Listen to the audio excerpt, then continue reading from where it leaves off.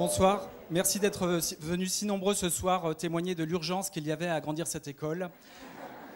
Mais plus sérieusement, merci à Mario Botta d'avoir accepté de venir de Lugano pour inaugurer cette session de conférence 2006-2007, mais encore plus particulièrement pour saluer et accompagner le départ en mutation de Daniel Poli et à la demande de Daniel Poli qui part à Paris-Val-de-Seine. Donc merci à Mario Botta. Mario Botta, je crois, était venu la dernière fois faire une conférence à cette école, dans cette école, à l'occasion du départ en retraite de Diego Peverelli. Et j'espère que cette conférence aura sur Daniel Poli le même effet magique qu'elle a eu sur Diego Peverelli, puisque quelques années après, Diego Peverelli est encore dans notre école, il y enseigne, et il y occupe une place structurelle puisqu'il fait le cours inaugural de première année. Donc j'espère que cette conférence aura le même effet. Merci. C'est la raison également pour laquelle nous avons souhaité que ce soit Diego Peverelli qui introduise la conférence de Mario Botta.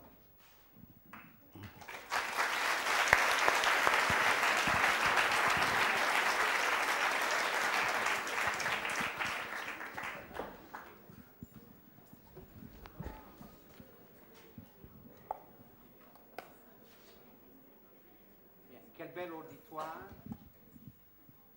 bien plein, bien beau. Non, on n'a pas besoin. Non, j'arrive. J'ai une voix suffisamment forte pour me permettre d'être compris. Mesdames et messieurs, bonsoir. Bienvenue ce soir. Donc, le directeur Philippe Bach a dit que j'avais l'honneur et le plaisir de présenter Mario Botta. Bienvenue Mario Botta. Merci. À Strasbourg, dans notre école d'architecture. 7 ans sont passés depuis ta dernière conférence donnée dans cet amphithéâtre en janvier 1999. L'école tout entière te remercie vivement d'avoir accepté cette nouvelle invitation à venir à Strasbourg, capitale de l'Europe, évidemment, pour nous parler d'architecture, de ta compréhension de l'architecture, et nous montrer les dernières expériences de ton travail d'architecte apprécié dans le monde entier. Personne mieux que toi aurait pu honorer nos rencontres de ce soir, un moment tout à fait particulier. En lui conférant par ta présence, mais surtout par tes pensées d'architecture, que tu nous exprimeras à l'aide de tes réalisations récentes, un intérêt autant particulier. Avec ta spontanéité, ta gentillesse, qualité humaine qui te distingue et que nous te reconnaissons depuis toujours, tu as accepté volontiers cette invitation car elle te donne l'occasion, comme tu nous l'as dit, de rendre personnellement hommage à notre cher collègue et ami Daniel Poli, qui désormais quitte notre établissement pour se rendre à Paris et continuer ses activités d'enseignante à l'école de Paris Val-de-Seine.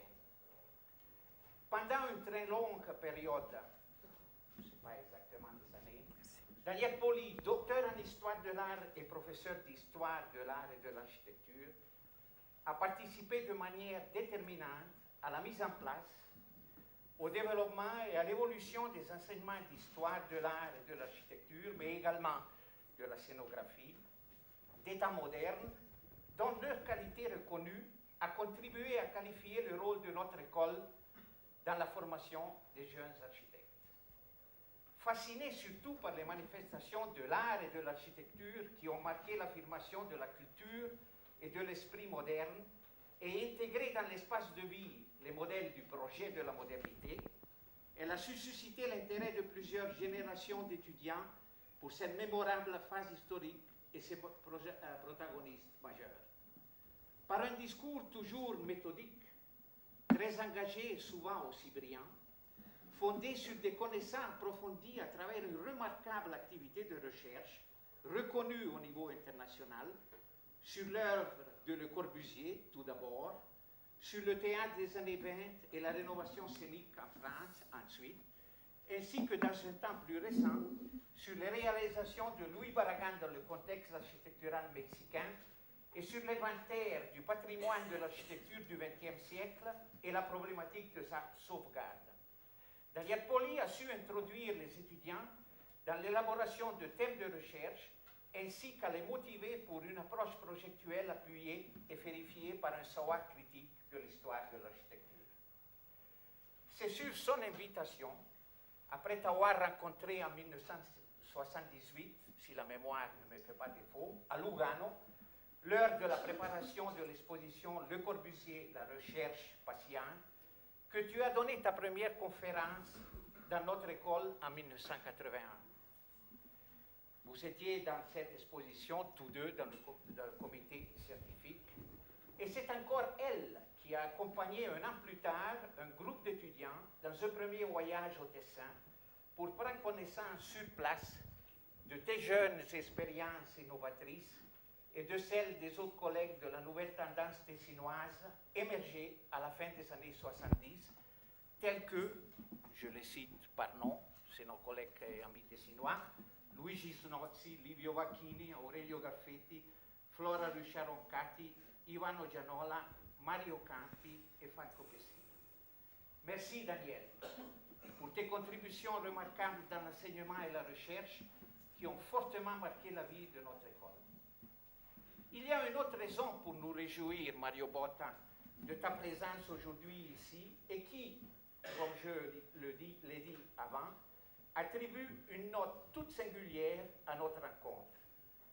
La coïncidence avec le début de la nouvelle année d'études 2006-2007.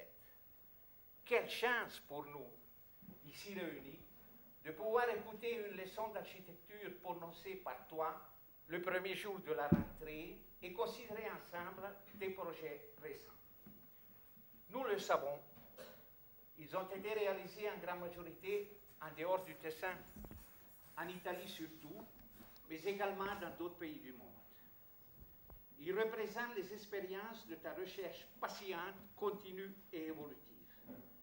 En particulier, ils reflètent un ensemble de pensées bâties nées à la suite de lectures attentives et engagées des lieux concernés et de la reconnaissance de leur identité, c'est-à-dire de leurs caractéristiques géographiques et de paysage, de leurs aspects culturels, mais aussi, et tu l'exprimes à travers tes belles pensées engendrées par une nouvelle lecture de textes choisis d'éminents écrivains et rassemblés dans un livre intitulé Architecture et mémoire, publié en automne 2005 par un éditeur, je cite, de valeurs qui ne sont pas utilisables car il s'agit de valeurs cachées, symboliques, métaphoriques et émotionnelles.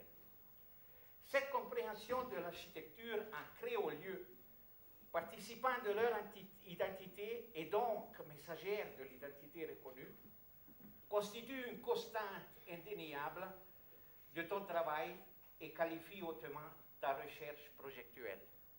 Une recherche qui traduit ta conviction, je cite du livre mentionné, que l'architecture moderne doit chercher ses racines dans le passé, qu'elle doit s'intéresser aux souvenirs et les interpréter dans le but d'offrir un témoignage d'espoir, de tension, mais aussi de la volonté de changement de notre temps. Comme tu le soulignes, je cite à nouveau, l'architecture en tant qu'expression formelle de l'histoire, en tant qu'organisation de l'espace humain, donne un visage à notre temps, lui donne une image. Mais une image, je me permets d'ajouter mon interprétation, entendue comme configuration d'une idée d'architecture concrétisant une attitude culturelle bien définie, qui veut manifester une volonté de résistance face au piège de la globalisation, et non pas comme un artifice scénique adaptable, constituant purement un imaginaire morphologique, pour reprendre cette expression de Vittorio Gregotti. L'autre jour, tu m'as dit au téléphone, on continue à combattre. Dans notre monde définitivement caractérisé par la globalisation, c'est l'individu qui doit accélérer la lutte pour s'affirmer. Dans notre secteur professionnel, l'individu, trait d'union architecte, est appelé à mobiliser ses énergies pour amplifier ses connaissances, approfondir ses recherches, développer des idées parfois alternatives par rapport à la commande, à affirmer davantage son attitude critique et pour faire valoir ses propres convictions. Nous te corrigeons vivement, Mario. à persévérer dans ton intense travail d'architecte, convaincu, comme tu aimes le répéter, qu'à travers l'architecture, on peut modifier profondément l'architecture. Merci. J'ai été peut-être un petit peu trop long. Non, Je non. m'excuse. Peut-être pas tellement clair. Je m'excuse. Mais Daniel Poli m'a dit, prends ton temps, Diego. C'est la dernière fois. C'est effectivement la dernière fois. Je pense que ce soir, sûrement, ça a été pour moi la dernière fois d'avoir l'honneur et le plaisir de présenter Mario Botta, mais également d'avoir l'honneur et le plaisir de présenter un conférencier dans cette école. Mais moi, je reverrai Mario Botta. Nous entretenons, c'est-à-dire nous avons 2 rencontres par année, soi-disant rencontres informelles, non, dans un bel et bon endroit du Mendrisiotto, notre magnifique pays d'origine, à Pâques et à Noël. À bientôt et à toi la parole. Merci Diego.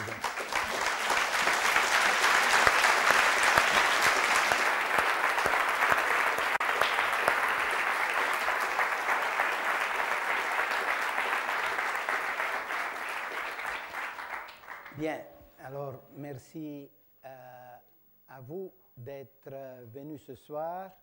Merci à l'école pour l'invitation. Merci à Diego pour ses réflexions. Toujours participer, toujours émotionnel pour ceux qui doivent les écouter. Et merci surtout à Daniel Poli. Moi, je suis venu ce soir pour une femme. Hein? Et Daniel Poli, qu'il est presque 40 ans qu'on se connaît. Dès qu'on était des enfants, on parlait déjà de Le Corbusier. Hein? Et donc, merci sérieusement pour son travail, pour sa recherche, qui est un patrimoine, pas seulement pour nous, pour notre génération, mais aussi pour les générations futures. Et je suis sûr que malgré qu'il quitte Strasbourg, il aura certainement encore des occasions de publication, de recherche, des expositions qui seront l'occasion pour nous donner des autres points de vue intéressants à propos de notre métier, à propos de notre discipline. J'ai concordé ce soir de vous présenter des projets récents, au mieux des constructions récentes. Comme j'aime répéter, et en manière telle qui a été soulignée par Louis Kahn, quand moi j'étais un étudiant comme vous, et Louis Kahn, il était dans une conférence à Milan, la chose que plus il m'a étonné dans ce moment-là, c'était sa remarque, sa affirmation qui disait que l'architecture n'existe pas. Ce qu'il existe, c'est l'œuvre d'architecture. Et je suis convaincu que derrière ces mots et ces réflexions un peu mystérieuses et messianiques, il y a la grande vérité que l'architecture prend forme seulement s'il arrive à trouver une raison historique, une raison géographique, une raison culturelle, une raison constructive qui donne une pensée, qui donne une réalisation aux théories et aux ambitions, aux espoirs de l'architecte. Donc j'ai choisi des œuvres réalisées pour essayer de parler des problèmes que j'ai sur la table de travail. J'ai aucune prétention de faire un exposé théorique. Je viens de la pratique, je suis un opérateur direct. J'aime surtout l'espace qui existe entre la pensée d'architecture et la réalisation d'architecture. Je trouve que la réalisation, elle est toujours plus forte, malgré que moi aussi j'ai beaucoup de projets dans les tiroirs. Mais la réalisation, l'œuvre réalisée, il se charge du travail de la fatigue du travail, de l'envie du travail, de l'espoir que la société il exprime. L'architecture, ce n'est pas une chose des architectes. L'architecte, c'est un instrument, mais il est toujours un reflet d'une histoire sociale, d'une histoire culturelle, d'une histoire politique. Et nous, on change notre espace de vie en continuation. Et donc, c'est pour ça que j'aime, malgré toutes les limites, de parler à travers des œuvres réalisées. J'ai concordé de faire ce speech dans une cinquantaine de minutes, de manière de laisser après encore un peu de temps pour la discussion. Donc, si on peut éteindre la lumière, on va partir avec la restructuration du théâtre à la Scala qui a été finie il y a 2 ans. Si on peut baisser la lumière, merci. Cette image montre le tissu urbain autour du dôme de Milan et la situation de la Scala à la fin du XVIIIe siècle, quand une série de circonstances ont amené la bourgeoisie et l'aristocratie milanaise à démolir cette église, une église importante à 3 nefs, qui s'appelait Santa Maria la Scala, de là le nom du théâtre La Scala, une église du XIIIe siècle que vous voyez ici, du XIVe siècle, 1300, qui a laissé la place au nouveau théâtre. Le théâtre, à la fin du XVIIIe siècle, c'était le rêve, c'était l'avenir, c'était le téléviseur du 1770, et donc il devait trouver sa place à l'intérieur du tissu urbain. Et la première choix, pour moi intéressant, c'est qu'il est venu à s'installer là où il y avait le cœur de la ville. On a coupé les anciennes limites du couvent de Santa Maria la Scala, ici où aujourd'hui il y a une rue qui s'appelle Via Verdi. On a intégré un morceau de l'ancien couvent qui existait ici et on a mis ce grand volume, une grande masse qui a, vous voyez, il a créé une hors échelle vis-à-vis du tissu assez limité, assez domestique qu'il y avait tout autour. Mais la chose intéressante de ce théâtre, il est que déjà dans 1814, un autre architecte, descendu du Tessin, Luigi Canonica, démolit une autre partie du couvent pour élargir la scène du théâtre. Les théâtres, c'était comme des instruments à rêver. Et le théâtre le plus beau, ce n'était pas celui qui avait la salle la plus belle, mais celui qui avait la scène plus performante. Et alors, c'est la scène qu'on cherche d'agrandir pour donner une illusion optique toujours plus performante, toujours plus intéressante. Ça, c'est la coupe que l'architecte Pierre Marini a fait de ce grand théâtre. Comme vous voyez, c'est un théâtre qui parle du secteur du portique, de la loge, le foyer, ridotto, de la grande salle avec 6 ordres de palques et de la scène qui vivait 1776-1778, la fin des travaux, il vivait en fonction des rideaux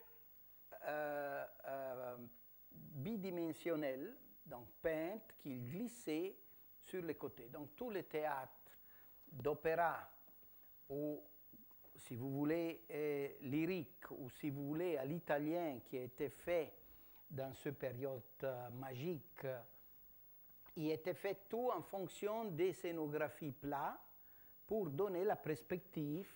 Il y avait seulement le plan incliné de la scène et les différents rideaux, ils glissaient latéralement.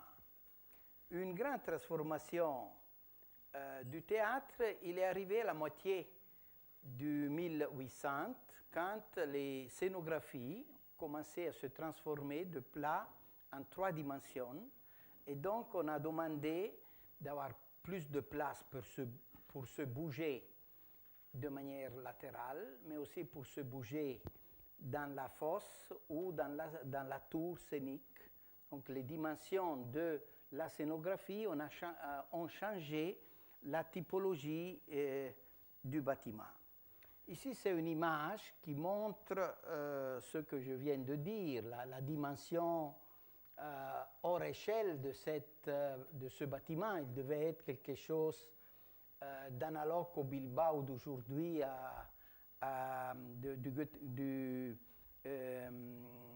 du musée de Bilbao de Frangheri vis-à-vis du tissu urbain. Il y a un changement d'échelle tout à fait impressionnant. La dimension domestique a été remplacée avec une dimension néoclassique monumentale.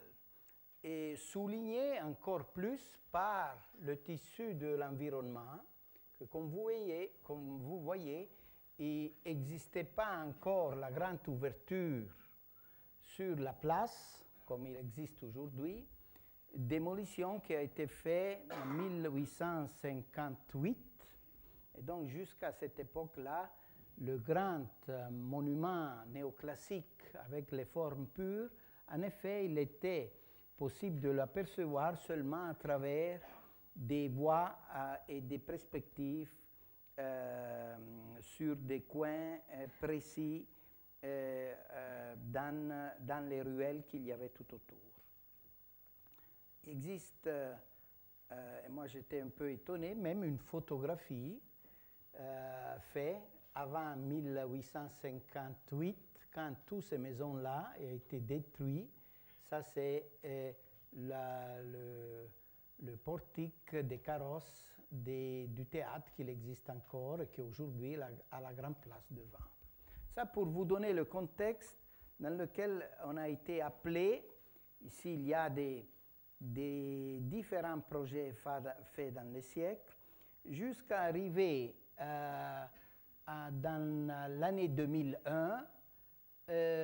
Et ça, c'est la situation que nous, on a trouvée au-dessus de la toiture, de la limite de la Grande, de la limite du front urbain qui couronne, qui fait le périmètre tout autour.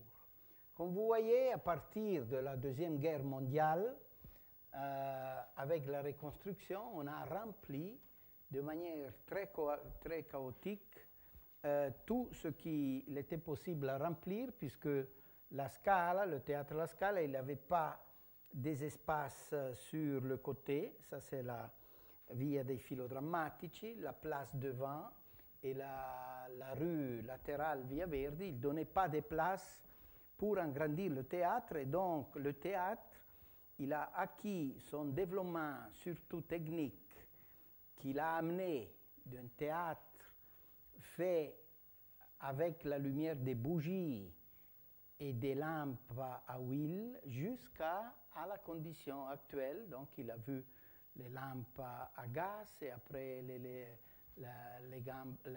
lampes avec la courante électrique, l'air conditionné, tous les mouvements qui ont rendu nécessaire le développement technique du théâtre, il a été mis avec un chaos de construction, comme vous voyez, avec 1, 2, 3, 4, 5 étages, mis sur la toiture avec la seule règle qu'on ne devait pas les voir à partir de la rue.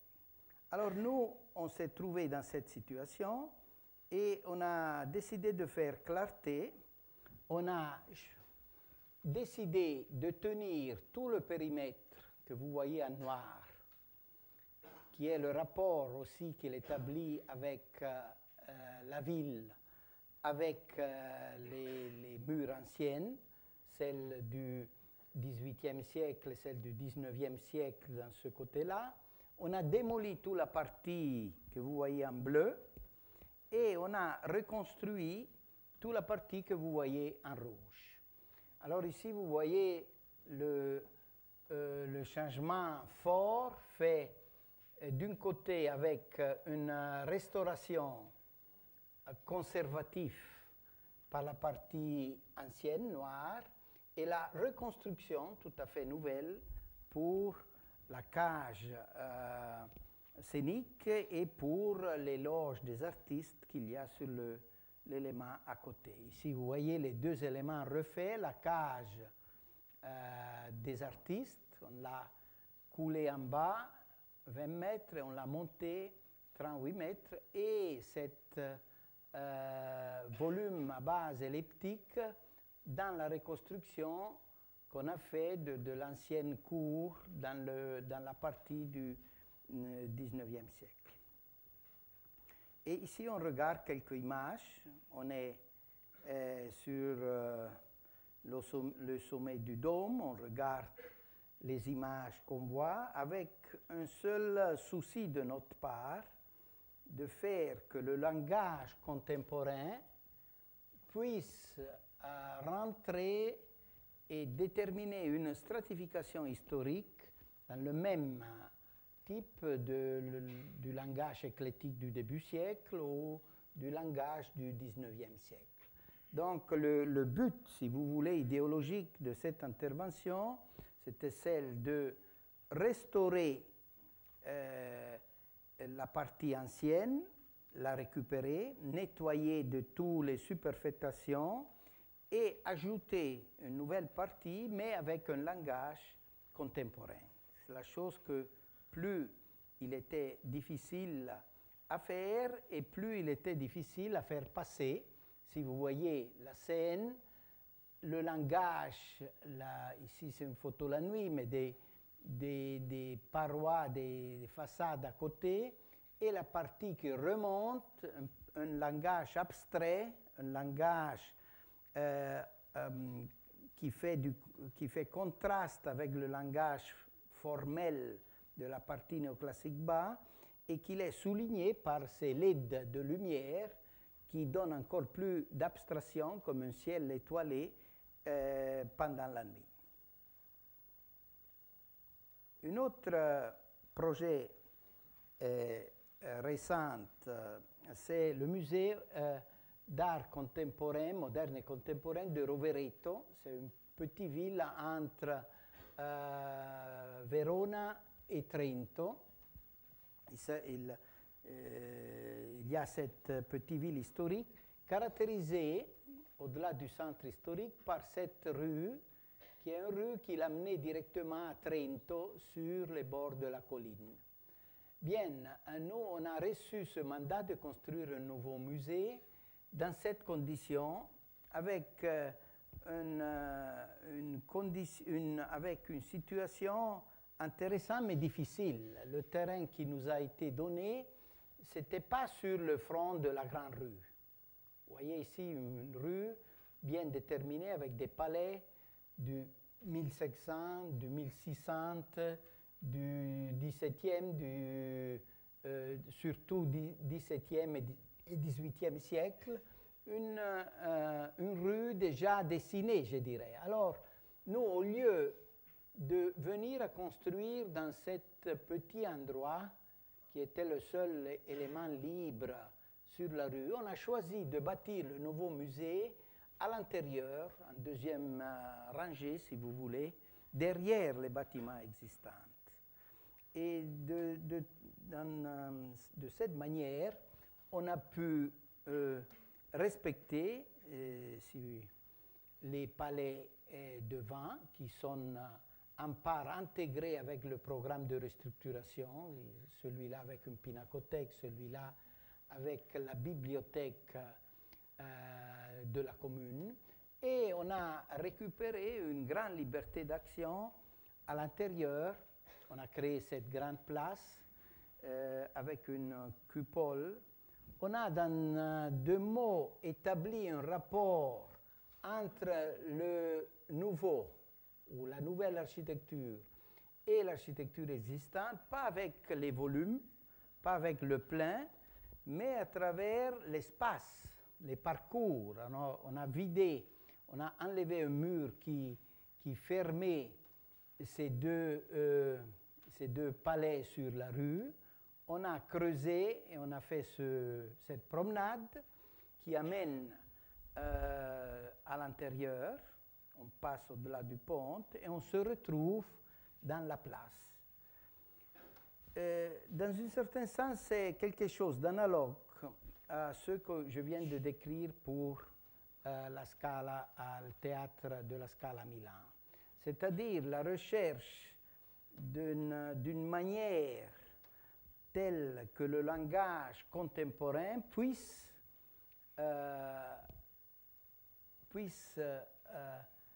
rester authentique, puisse se mettre à côté du langage historique sans créer des conflits.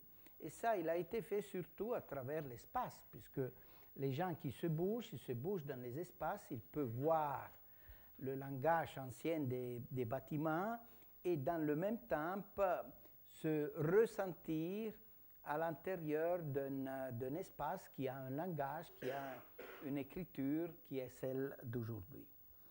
Dans les deux cas, la Scala Milano et celui-là, il y a donc cette conviction que l'architecture contemporaine peut continuer dans le processus de stratification qui est propre de la ville européenne.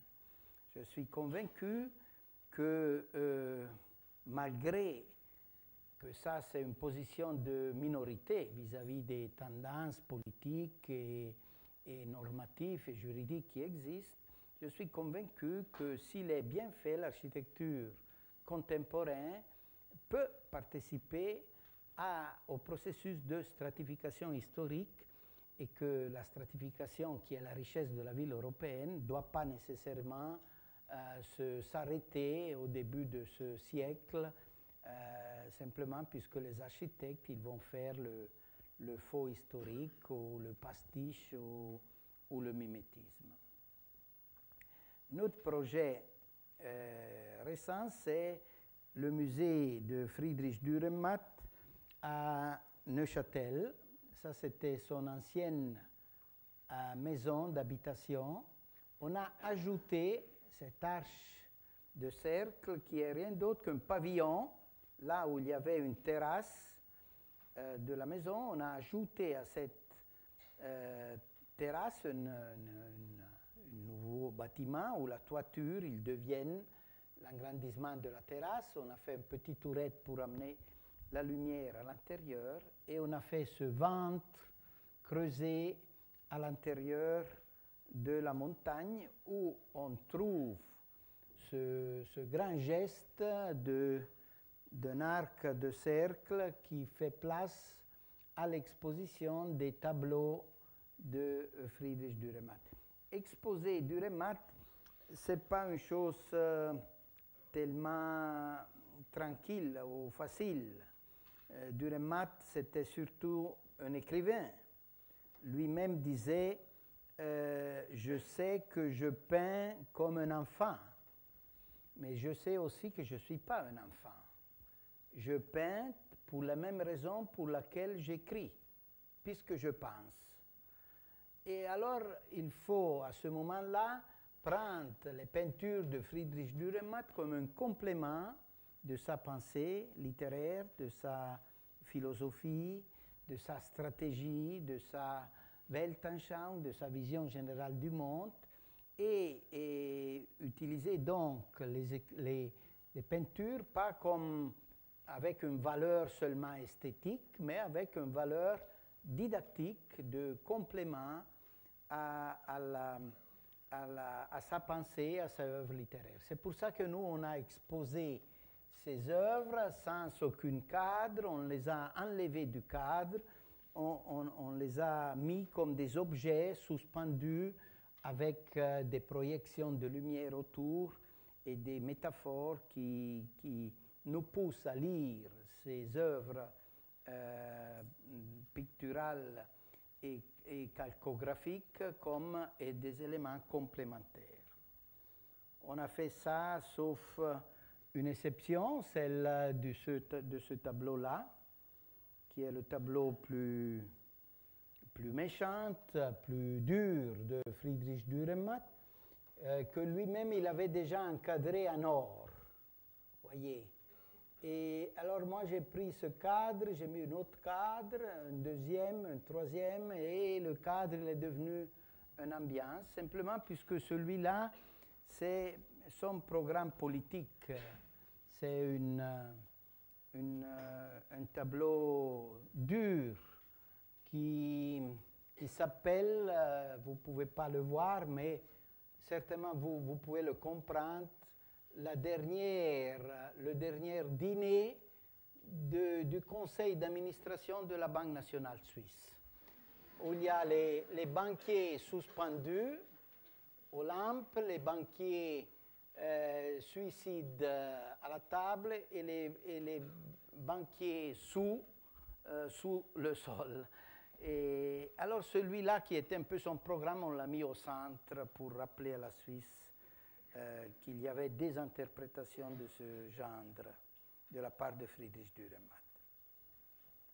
Une bibliothèque à Dortmund, intéressant puisque le terrain donné par un concours, c'était tout celui-là, qui était un terrain étrange de notre point de vue, puisqu'il y avait une limite historique de la ville qui était celui-là, qu'on pouvait bien lire encore, le Grand Vide, après le chemin de fer et la gare. Et la municipalité elle avait choisi un morceau de terrain qui n'appartenait pas à la ville. Et il était moitié de l'ancienne ville et moitié au dehors de la ville. Alors, nous, pour souligner cet fait particulier de la morphologie de la ville, on a séparé le programme de la bibliothèque en deux secteurs. Un avec la partie de pierre qui souligne la limite de la ville. On a laissé un passage piéton en bas et on a jeté au dehors une sorte de sculpture en verre complètement différente. Mais ce changement, ce dialogue entre les langages et entre les différents matériaux, c'est dû au fait que le bâtiment veut signaler une condition particulière de l'histoire de la ville même.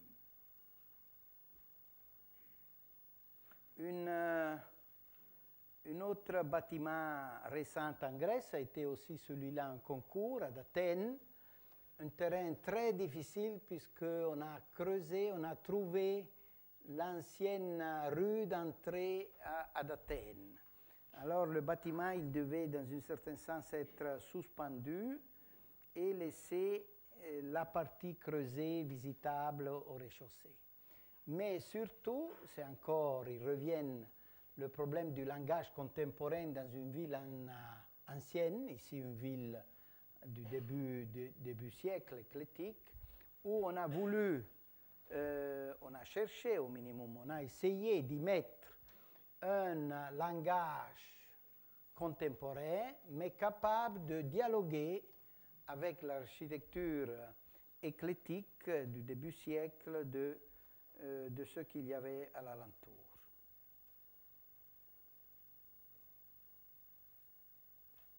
Le Parthénon, il est celui-là, voilà.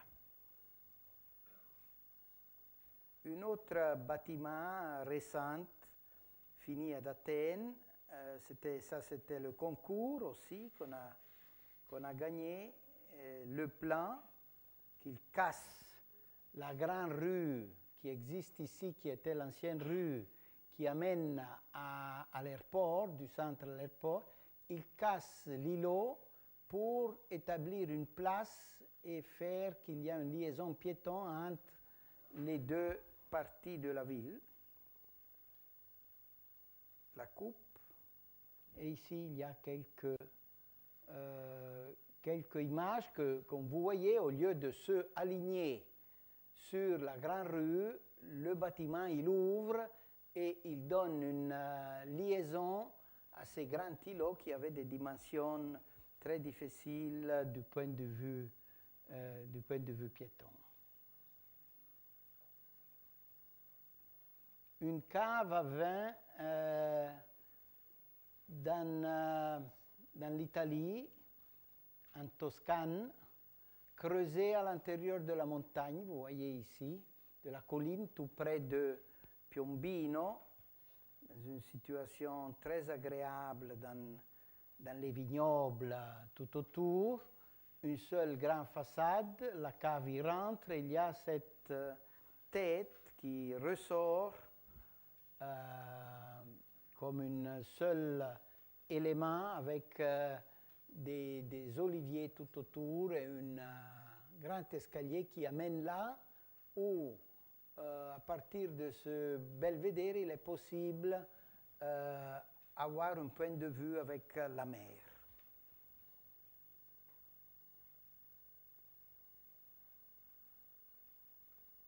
Avec des lumières différentes, l'intérieur, l'envieillissement du vin et le grand tunnel qui amène au milieu de la montagne. C'était comme une sorte de parcours cordone ombelicale, comment on dit? Voilà, qui nous relie à la montagne. C'est le propriétaire qui l'a voulu. À un certain moment, si je suis intervenu pour l'arrêter, puisqu'il aurait continué à l'infini. Bon, il n'y avait plus de propriété de terrain, donc il a dû s'arrêter. Un autre travail que j'ai fait avec Niki de Saint-Phal, l'Arche de Noé à Jérusalem, une place de jeu pour les enfants palestiniens et juifs. J'ai creusé dans la montagne comme si la métaphore de l'Arche de Noé devait être un bateau qui s'est arrêté sur la montagne, coulé dans le terrain et pétrifié. Et Niki de Saint-Phal, il a fait tous les grandes sculptures qu'il y a autour. C'est le dernier travail fait par Niki de Saint-Phal. Un travail intéressant pour beaucoup de raisons aussi éthiques qui nous a poussé à faire cette aventure.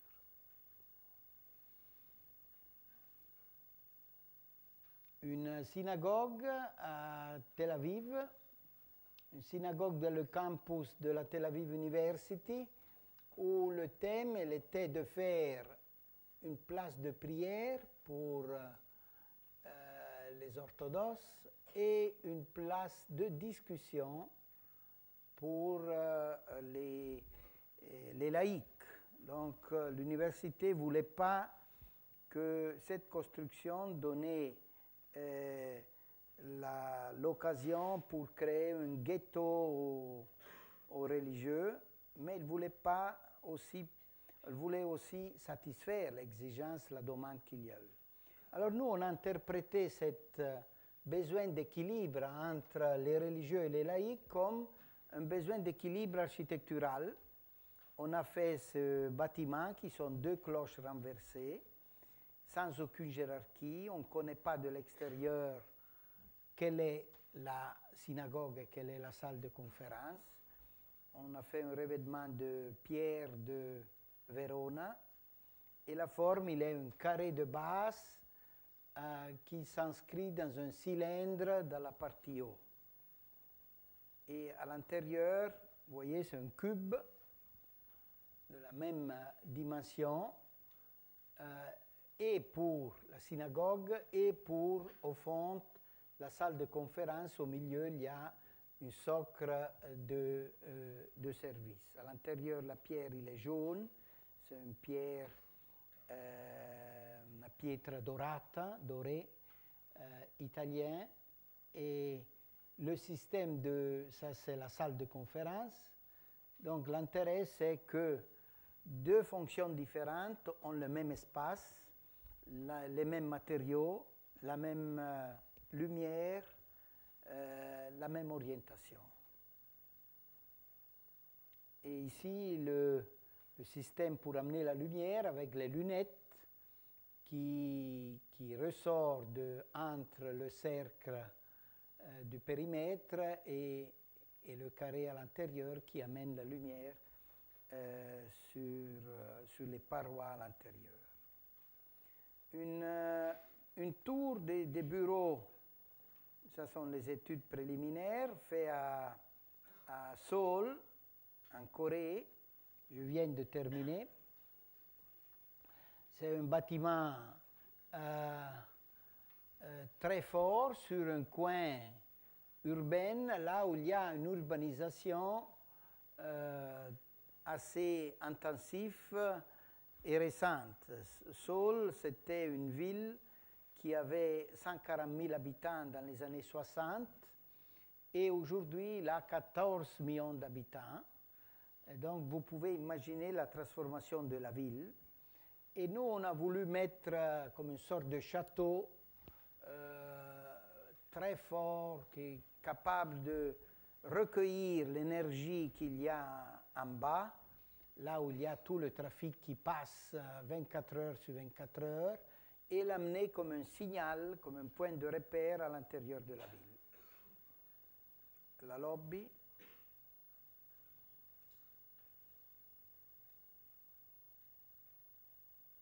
Un musée pour la Samsung, de l'autre côté de la rivière, à Seoul encore. Le bâtiment que nous on a vu, il est celui-là. Hein? On passe le pont, on trouve ici, dans le chaos de cette urbanisation, un bâtiment de Rem Koolhaas, qui est celui-là, un bâtiment de moi, qui est celui-là, et un bâtiment de Jean Nouvel, qui est celui-là. 3 architectes appelés pour faire une urbanisation commune, jamais appelés 3 architectes ensemble. C'est vraiment un hasard pour le client. Hein, pour vous dire, quand j'ai demandé à Jean Nouvel, mais quel est le niveau, ça c'est le seul élément commun que nous on a, c'est cette ruelle. Tout le reste, il a été creusé avec 5, 6, 7 étages sous terre.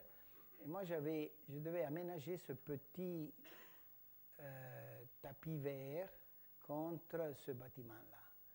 Alors, j'avais ce rapport-là, j'ai dit, mais et toi, à quel niveau tu as la seuil d'entrée? Ton bâtiment, où il se trouve? Et il m'a dit, moins 9 mètres. Ça, c'est un jardin qui descend 9 mètres plus bas.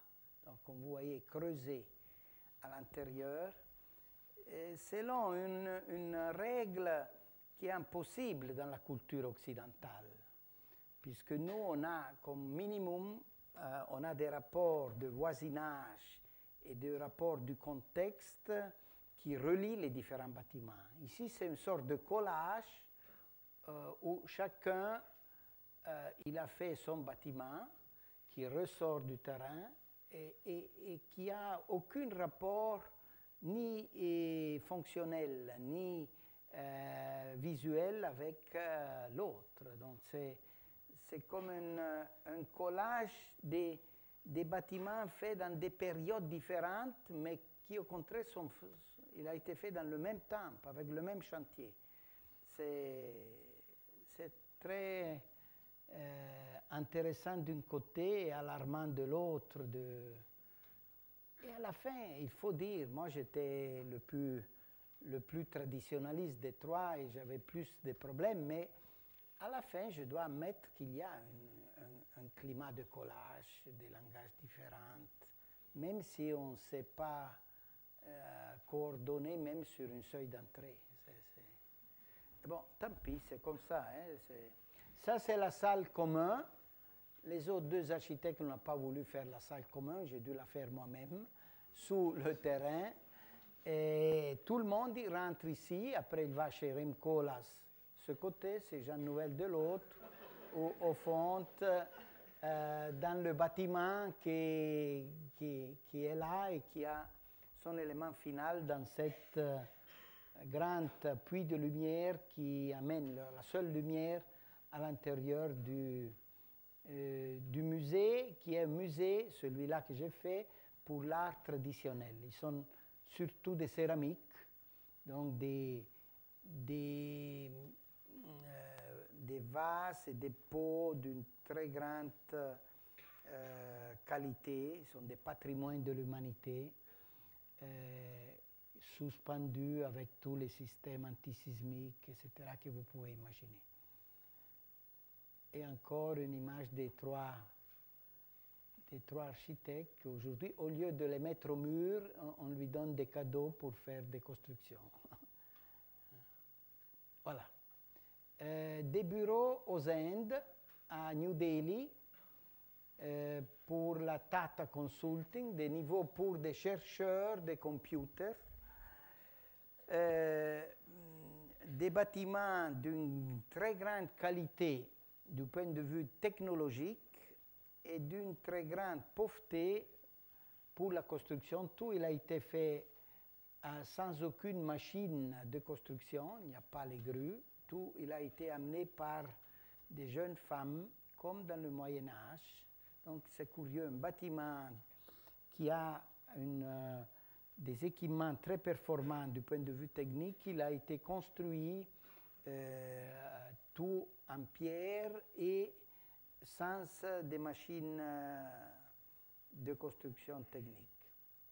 Principe de la ventilation transversale. Un grand brise-soleil de pierre, que c'était pour moi c'était un rêve, puisque je n'aurais jamais imaginé d'arriver à faire ça, pierre massif de Agra, mais c'était le système qui coûtait moins, coûtait beaucoup moins qu'un petit brise-soleil d'aluminium ou de métal. La pierre, il ne coûte pas, alors on a essayé de faire travailler la pierre où il était possible. Ça, c'est un autre bâtiment, voilà, à Hyderabad, très fort aussi, encore aussi celui-là fait sans aucune structure technique. Vous voyez les jeunes femmes qui amènent les matériaux de construction et qui les amènent sur les échafaudages jusqu'à la toiture. Tour de Mouron, une tour faite dans le Jura bernois, fait pour faire travailler les apprentis maçons et les apprentis qui travaillent la pierre. On les a fait travailler pendant 6 ans dans l'école, et au lieu de jeter à la poubelle le travail fait, on a fait une image de cette tour pour donner visibilité au travail des jeunes. Une maison près de Milan, une grande maison, collectionneur d'art.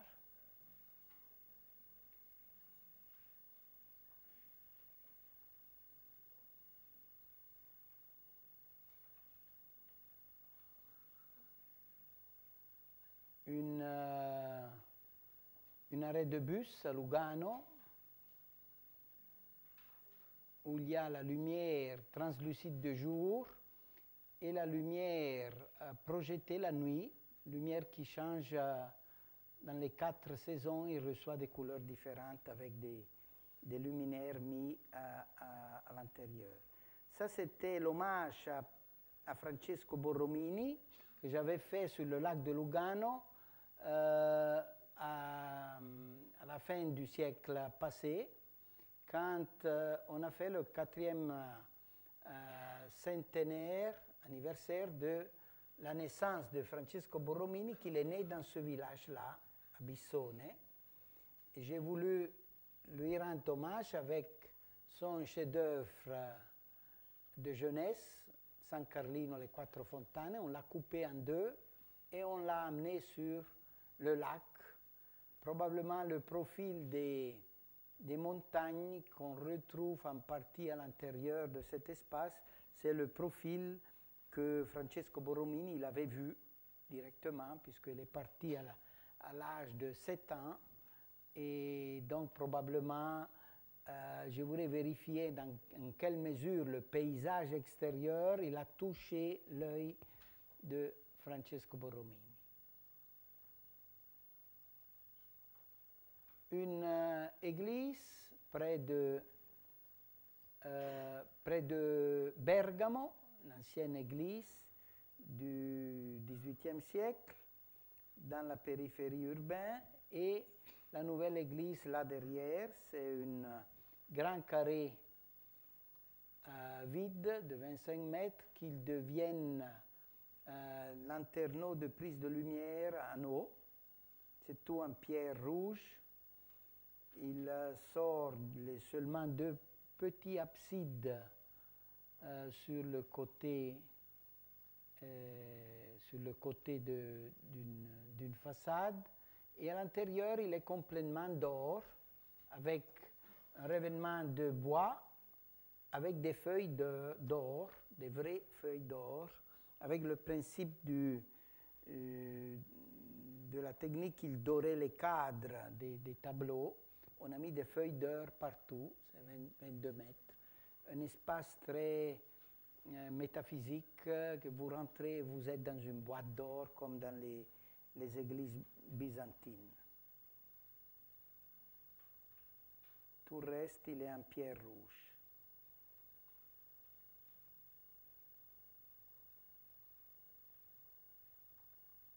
Des sculptures creusées à l'intérieur. Le casino de Campione sur le lac. Maintenant, ici, il y a encore l'ancien casino, donc on ne lit pas bien cette grande machine qui sera ouverte à la fin de cette année. Une machine énorme à côté du village et donc articulée dans différentes parties avec des passages qui relient la partie haut du village dans la partie bas. Ça, il sera tout démoli et il sera objet d'un grand parc sur le lac. Un dernier projet, c'est un centre wellness, centre pour le bien-être à Darosa, sur les montagnes suisses. Un grand hôtel qui existe, 5 étoiles. Une pente qui relie l'hôtel à une organisation très complexe sur différents niveaux, creusée à l'intérieur de la montagne, avec la piscine et toute la partie d'eau dans la partie haut, l'entrée, les massages, le fitness et tous ces diavoleries qui existent là. Ça, c'est l'image. Donc, on est dans la montagne, il sort seulement ces arbres avec différentes lumières le soir. Ça, vous voyez, en construction, ce n'est pas encore fini. Quelques images de l'intérieur, c'est tout en pierre. Ça, c'est la piscine d'eau. Et toute la toiture, il est en bois hêtre, acero, très, très clair. Ce sont les dernières images que j'ai. Je n'ai pas autre chose puisque, comme j'ai dit, il sera inauguré le prochain mois de décembre. Et le prochain mois de décembre sera inaugurée aussi cette église faite à Turin, là où il y avait des anciennes zone industrielle de la Fiat. On a démoli ça et il est en train de sortir un nouveau quartier. J'ai fait cette église heptagonale avec 7 tours qui amènent la lumière à l'intérieur. Donc c'est une géométrie tout à fait un peu particulière. Ça, c'est l'image de la coupe. Et ce sont les 7 tours qui amènent la lumière à l'intérieur. Si vous voyez quelque chose un peu de loin, l'ancienne cheminée qui est devenue un signal, et ça je pense que c'est la... Peut-être que j'ai quelques autres images, mais on est dans cette phase de finiture dans le chantier, donc on ne peut pas montrer des images. À l'intérieur, il y avait encore les échafaudages.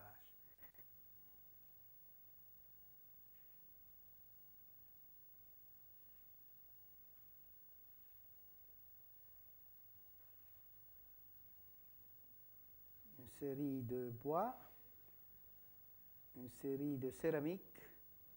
Et ça, c'est la dernière image en métal que je viens de recueillir. J'aimerais bien continuer, mais ils m'ont déjà dit en verre. Je voulais faire en verre, mais ce n'est pas possible. J'ai fini, 50 minutes respectées.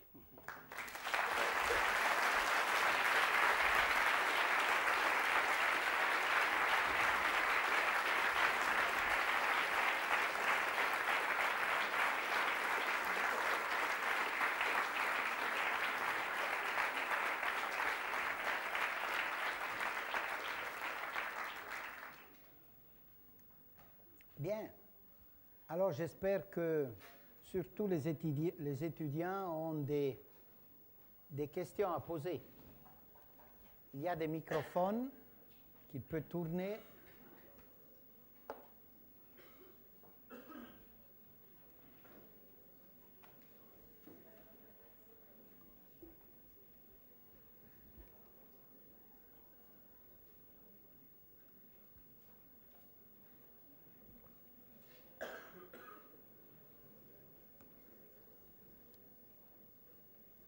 Alors, tout clair ou non, ou tout sombre. Oui, tu peux tenir. Merci. Oui, merci déjà pour cette très belle conférence. Vous avez dit à propos du bâtiment que vous avez montré à Athènes, en Grèce, qu'on voyait que l'architecture contemporaine pouvait dialoguer avec les bâtiments anciens. Est-ce que vous pouvez développer un peu la nature du dialogue qui, selon vous, s'installe justement entre les deux architectures? Mais bon, dans ce cas précis, il me semblait que le nouveau bâtiment, il avait une image créée à travers le langage d'aujourd'hui.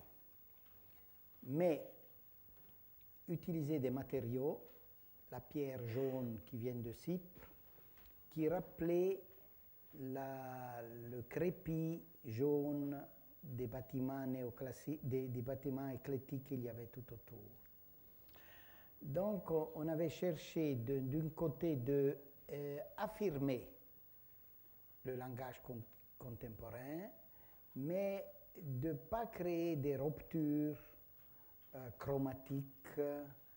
Même il y avait, je ne sais pas si vous avez vu des bugnato, ces coins qui a été ramené à l'envers avec le vide dans le nouveau bâtiment, qu'il devenait des fenêtres.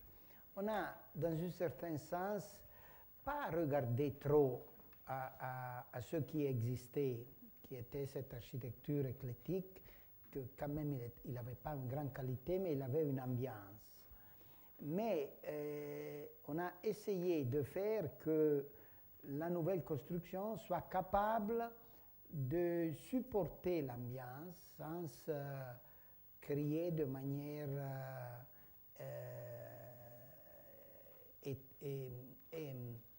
étrange vis-à-vis du site. Dans un certain sens, on voit bien les différentes époques de construction et on ressent que même le langage du XXe siècle, c'est un langage qui peut consolider la structure urbaine. Le gros problème des villes européennes, selon moi c'est ça un peu le pari pour nous architectes, c'est que la grande histoire qui ont les villes, il ne peut pas s'arrêter et jeter l'architecture contemporaine seulement dans les banlieues, seulement dans la périphérie. Moi, je pense que la force de la ville européenne, c'est celle d'avoir une croissance qui parle des différentes périodes historiques, et donc il doit parler aussi de notre époque. Et nous, architectes, on est appelés, dans un certain sens, à donner légitimation à l'architecture contemporaine, à l'intérieur des villes, contre la vie des nostalgiques, contre la vie des conservateurs, contre la vie des réactionnaires, qu'il aimerait que la ville soit complète, sans aucun signe de transformation. La ville, il a eu une histoire millénaire. Je ne comprends pas pourquoi elle doit s'arrêter à la fin du XXe siècle, et à partir de là, on ne devrait plus ajouter des signes nouveaux à l'intérieur de la ville. C'est une bataille pas stylistique. C'est une attitude éthique, c'est une attitude morale, c'est une attitude historique. C'est la seule manière pour donner, pour reprendre au minimum l'hégémonie urbaine et faire valoir le primato, la supériorité de la ville européenne vis-à-vis au modèle de la ville américaine d'un côté ou de la ville asiatique de l'autre.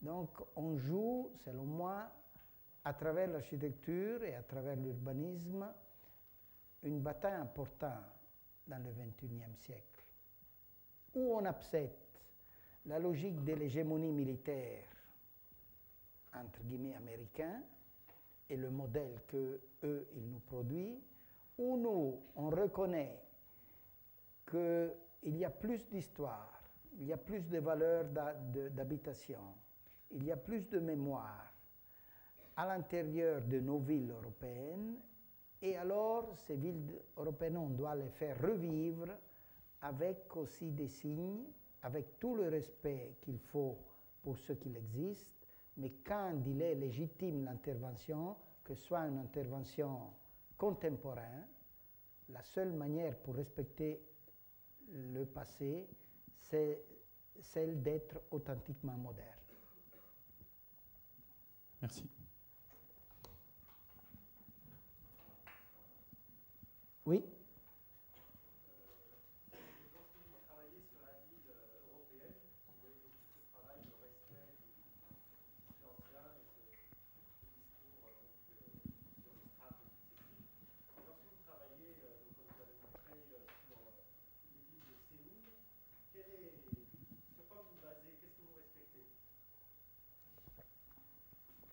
Mais dans le cas de Séoul, il n'y a pas tellement de choses à respecter. Il y a le coin urbain, qui est une voie quand même d'une force que nous, on ne connaît pas en Europe.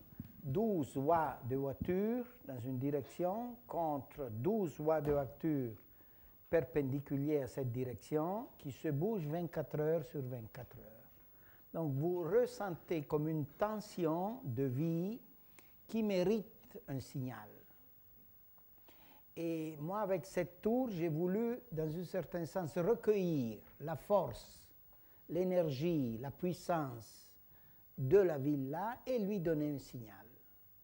Et un signal fort qui a une image un peu différente de celle qu'il y a tout autour, parce qu'il ne manque pas des bâtiments, des tours, des gratte-ciel aussi hauts. Mais là, il y a une autre, je dirais, comme une énergie ténue. Le cœur de ce bâtiment, c'est le vide. Le cœur de ce bâtiment, c'est la transparence. Là où normalement il y a les cages d'escaliers, des ascenseurs, il y a le vide. Il y a la passerelle